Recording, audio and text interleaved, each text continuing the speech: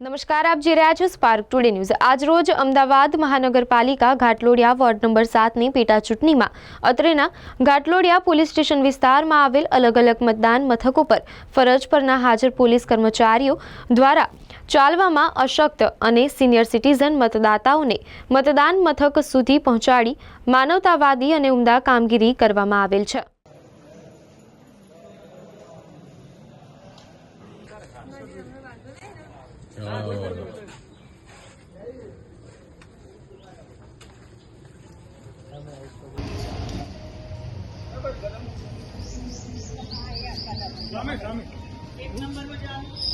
Room बदल गया।